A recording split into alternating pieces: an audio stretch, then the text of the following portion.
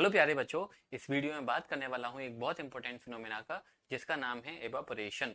Student, evaporation को समझने के लिए सबसे पहले कुछ एग्जांपल लेते हैं। जैसे अगर आप लोग पानी डाल देते हो मान लो फ्लोर पर, तो कभी सोचा है कि सर वो पानी थोड़ी बहुत देर में कहाँ गायब हो जाता है? गायब तो हो जाता है, लेकिन सर ऐसा कौन सा मैजिक हो जाता है? क्या सर कोई आप जादू कर देते हो, एक मंत्र पढ़ देते हैं, ओम फट स्वाहा? बोलो आप सब लोग हमारे साथ में, ओम फट स्वाहा। तो वो स्वाहा नहीं हो जाता है पानी, वो पानी कन्वर्ट हो जाता है वेपर में। अब आप कहोगे सर पानी को वेपर में बदलने के लिए हीट चाहिए, बिना हीट के तो वाटर वेपर में कन्वर्ट नहीं होगा, राइट? एक और एग्जांपल लेते हैं। गर्मियों में कभी भी आप लोग जब कपड़े वॉश करते हो तो उनको ड्राई करने के लिए डाल देते हो, तो थोड़ी बहुत देर में कपड़ों का सारा पानी क्या हो जाता है? गायब हो जाता है, सब स्वाहा। तो स्वाहा नहीं हुआ, वो पानी भी किस में कन्वर्ट हो गया? वेपर में कन्वर्ट हो गया। और इसी प्रोसेस का नाम होता है evaporation, the process of converting liquid into vapour. Okay, liquid का वेपर में बदलने की जो प्रोसेस होती है उसी को हम बोलते हैं एवापोरेशन। अब आप कहोगे सर ये तो आपने हमको बॉइलिंग में भी बताया था, बॉइलिंग या वेपराइजेशन में भी आप लोगों ने हमको बताया था, तो वहां पर भी तो यही था कि जो लिक्विड था वेपर में कन्वर्ट हो रहा था। यहाँ पर भी आप यही कह रहे हो, जो लिक्विड है वो वेपर में कन्वर्ट हो रहा है। तो बॉइलिंग में या वेपराइजेशन में और एवापोरेशन में डिफरेंसेस क्या हैं? तो देखो बताता हूँ। एवापोरेशन में क्या होता है? The liquid convert into vapour below it's boiling point. जैसे वाटर का बॉइलिंग पॉइंट होता है 100 डिग्री सेल्सियस।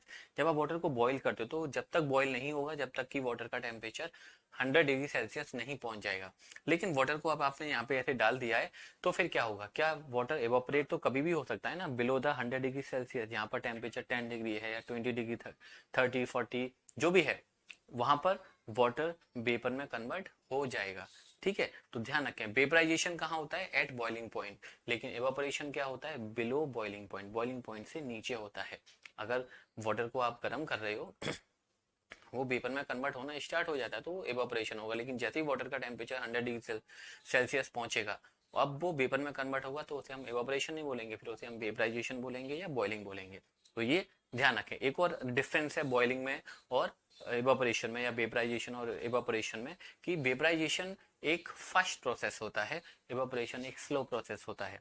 अब वाटर को वेपर में कन्वर्ट कर रहे हो गर्म करने करके, तो वाटर फास्टली वेपर में कन्वर्ट हो जाएगा। लेकिन एवापोरेशन करोगे, थोड़ा सा पानी डालोगे, उसको 2 मिनट या 4 मिनट या 5 मिनट लग सकते हैं। तो these are the some difference between evaporation and vaporisation. Evaporation को समझते हैं, कुछ फैक्टर होते हैं जिसकी हेल्प से हम एवापोरेशन की प्रोसेस को फास्ट भी कर सकते हैं और स्लो भी कर सकते हैं। Factor affecting evaporation. एवापोरेशन को अफेक्ट करने के डियर स्टूडेंट 4 फैक्टर मैं आप लोगों को बताता हूँ। सबसे पहला फैक्टर होता है टेम्परेचर, दूसरा फैक्टर होता है सरफेस एरिया, तीसरा फैक्टर होता है wind speed and fourth factor होता है ह्यूमिडिटी। पहले फैक्टर की बात करते हैं टेम्परेचर की। डियर स्टूडेंट, अगर आप टेम्परेचर ज्यादा होता है, जैसे गर्मियों के टाइम में यूजुअली टेम्परेचर ज्यादा होता है, तो आपने देखा भी होगा कि जो कपड़े होते हैं वो जल्दी सूख जाते हैं। क्यों जल्दी सूख जाते हैं? क्यों?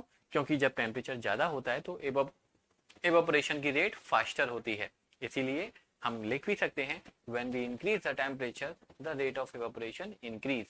आप उल्टा भी बोल सकते हो, when we decrease the temperature the rate of evaporation also decrease. Second factor होता है विंड स्पीड। आपने देखा होगा, आपने मान लो कभी अपना हैंकी धोया है और उसको आप पंखे में ले जाके रख दीजिए तो फटाफट से सूख जाता है। तो विंड स्पीड अगर ज्यादा होती है तो एवापोरेशन की रेट भी फास्ट होती है, और अगर विंड स्पीड कम होती है तो एवापोरेशन की रेट भी कम होती है। तो यहाँ पर भी आप ऐसे लिख सकते हो, when we increase the wind speed the rate of evaporation also increase, when we decrease the wind speed the rate of evaporation also decrease. Third factor होता है डियर फ्रेंड्स सरफेस एरिया। आपने देखा होगा स्टूडेंट, जब हम कपड़ों को सुखाते हैं तो अच्छे से उनको फैला के डालते हैं। ऐसा नहीं कि बस पानी से निकाला और ऐसे ही उसको रस्सी पे हमने टांग दिया, ऐसा कभी नहीं करते। हम कपड़ों को अच्छे से फैला देते हैं। फैलाने से क्या होता है?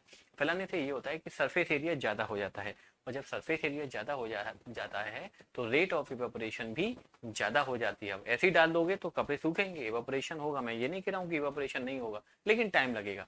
इवेपोरेशन स्लोली होगा। इवेपोरेशन की जो रेट है सरफेस एरिया के कम होने से वो स्लो हो जाएगी। So you can write, if we increase the surface area, the rate of evaporation increase. If we decrease the surface area, the rate of evaporation also get decreased. Humidity, fourth factor. Humidity क्या होती है student? जो हमारी air होती है, air में जो moisture present होती है, जो आप नमी बोलते हो, मॉइस्चर बोलते हो उसको हम बोलते हैं ह्यूमिडिटी।